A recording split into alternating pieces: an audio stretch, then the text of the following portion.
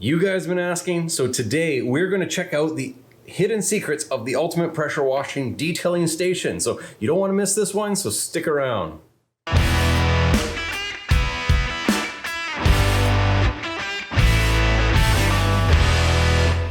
Welcome back to the channel, guys. So today we're going to talk about the hidden secrets about this, of all the questions that you guys asked. This was my first YouTube video, and by your awesome support, we hit 10,000 views with it. Amazing, I'm blown away. So definitely giving me the drive to keep going. So throughout all the comments and everything, and I answered every single one of them, it was just question about the individual connections and what I do about winterizing it, and the list went on and on. So today, this is part 2 of the ultimate pressure washer setup, and we're gonna go from there.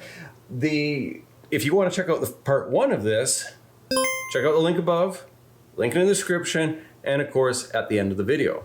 So let's cue the music and let's go.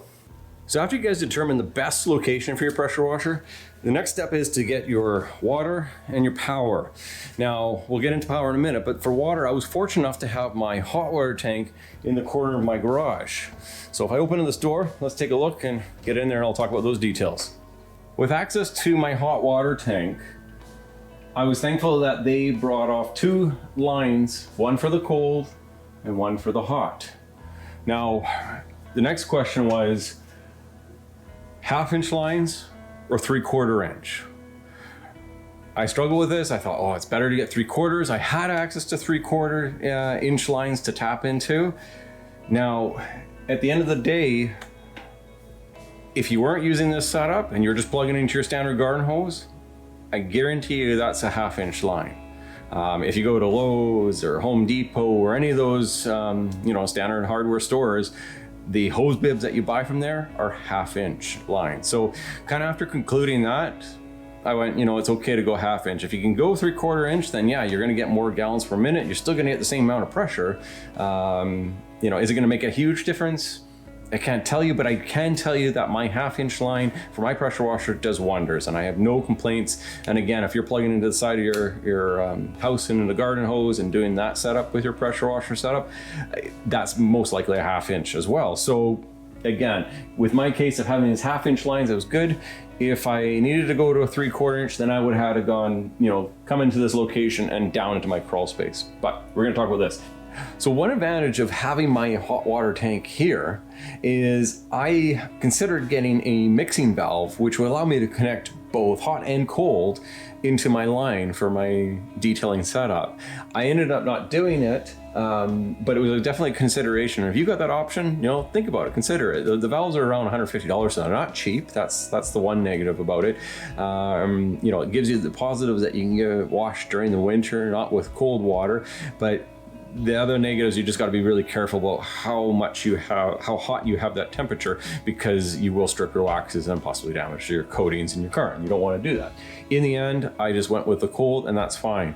So I started off and went with my 1/2-inch line right off my tee of my hot water tank, and then I brought it around, and then this is critical, guys. I added a shutoff valve. And why did I do that? Well, up here in BC, we do get cold snaps, and we do get that 1 week where, Mother Nature really rears its head and it goes down to -14, -20. My garage is not insulated at the current moment. One day, hopefully it will be. But right now, it does get a little bit cold, and just when you're hitting that -14 on the outside, it's gonna get pretty darn cold in the inside. So at this point, allowing me to winterize it and then flush the lines, I'm not worried about the freeze thaw and the bursting of the pipe. So highly recommended. For an extra few bucks to put on a shutoff valve is a good idea. From the shutoff valve, I went straight up through the wall, curved around my 45-degree wall, went straight down the side of the garage, and then into my built-out furring wall, which contained all the framing needed. And again, that was in that part 1 of the video. So another item that came up through the comments quite a bit was having my pressure washer and my electrical panel this close to each other. And believe me, I didn't want to be in this location either. I really didn't.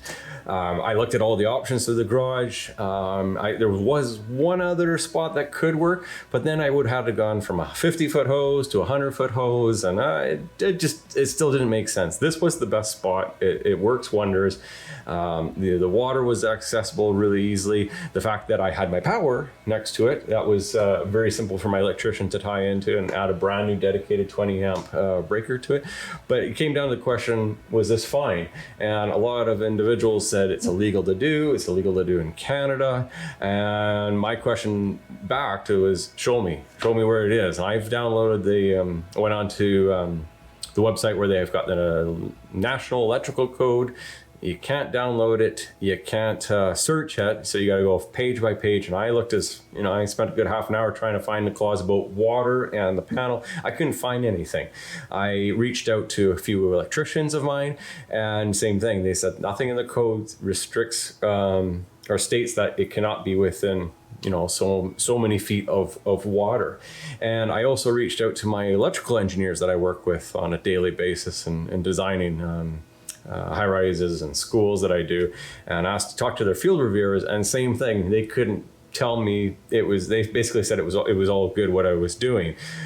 Is it practical? That might be a little difference, opinion. Is it recommended? Probably not. If you don't have to be in the scenario like I was, then I would, then that's great. In my case, I was. But shame on me for not getting my panel in time. I've been putting it off. I've been just forgetting about it, but I'm really going to try and get to it this week and basically get the panel cover ordered. To be fair though, when I did all this work, I did pay for my panel cover, and I cannot get a hold of my electrician. So way it goes. So I gotta jump in and pay for it twice. So anyways, that's kind of thing. One thing I just wanted to bring up was another comment. So getting back to the unit itself though, the minor details here, but the hidden details, the really important details, is we've got the standard garden hose extension. And again, that's just a simple product that you can get at home from Home Hardware. I've got a link in the description as below for all these items. But what I do want to draw the attention to was the connections between the reel and the whip line. This whip line is a 3-foot whip line. If I went with a 4-foot, I would have had that extra slack and it just wouldn't have been clean. If I went with a 2-foot whip line, I would have been too short. So I'm going to tell you how to get the 3-foot whip line and make it perfect so it actually works, because there is a couple key components. If you don't do it right, again, it won't fit, and then you have to go to the 4 and you'll have that extra portion to it. So we're going to start off by start at the beginning here. I'm going to take off with the quick connect. So we've got a quick connect, which basically allows me to just pop it off, and then I can grab the unit, I can take it to the backyard and use it again if I want. So that's an essential component that you want to do. The next one that's really critical, what's the quickle? The next one that's really critical is the 9-degree bend.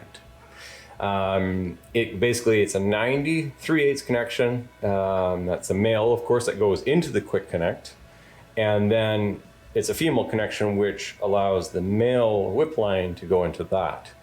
Now, when you guys are doing this and setting it up, do use Teflon tape. And when you're doing your Teflon, your preparation of it, make sure you go around 10 times. I know it seems excessive, but 10 is the magic number, and then it'll be tight at first, and then once you do your final tightening, you're gonna get a perfectly sealed unit. There's nothing worse of doing all this and you get it together and fire up the water and you got leaks. So 10 times. So from the start of the whip line, we'll just plug that back in there.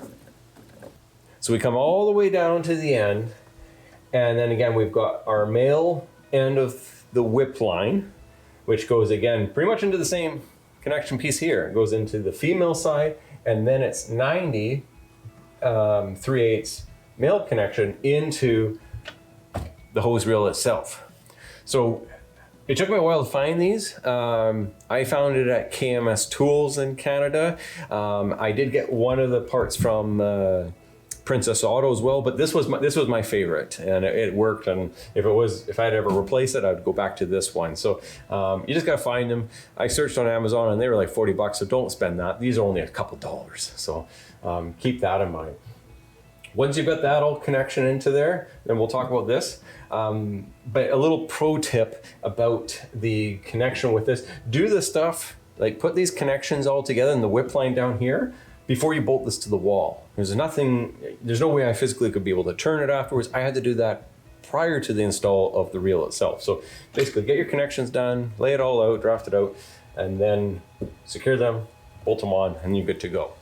Now the hose reel itself, the detail that I didn't talk about is when you take your 50-foot line, or 100-foot, depends what you do, and then based off the reel size, is you take your line and you're going, again, put some Teflon tape, get it nice and tight, and you'll see that it's got this nice curvature to it, and it maintains that curvature. The reason it maintains that curvature is because part of the kit is they've given you this little strap that you bolt in, and that maintains the shape. And it looks bad, it looks like almost it's kinking, but it's not. You can feel it, and there is no kinks. And then from there, it's just tightly roll it together.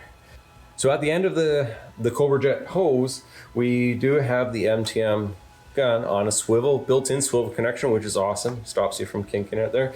But we also, again, have another quick connect. So we can take this off, we can throw on a different pressure washer gun. I do this with my undercarriage washing during the winter months, link above as well. And yeah, but getting back to the MTM, that's where we've got the 45-degree spray head with the protection on it, which is really handy. And for the orifice, again, watch the first video, I'll tell you what I selected there. So that's it. If you watch part 1, the original video, and now you've seen part 2, of course, you can basically design and build this in your own garage. And to be honest, having this for over a year now, I love it. It really does. I can get my cars quickly washed, clean, and get the thing cleaned up in 10, 15 minutes. It's not a burden. It's fun. I enjoy it, and it just gives that little extra push to wash those vehicles. So, I think I've covered everything. I don't know, maybe it'll be a third follow-up video. If you've found this helpful and you got something from it, please give me that thumbs up, that like, and definitely subscribe. It's summer's here, there's car shows happening weekly and everything, which I'm gonna be out there with the Mustang. So you definitely don't wanna miss that out. Check it out, guys, and we'll see you on the next one.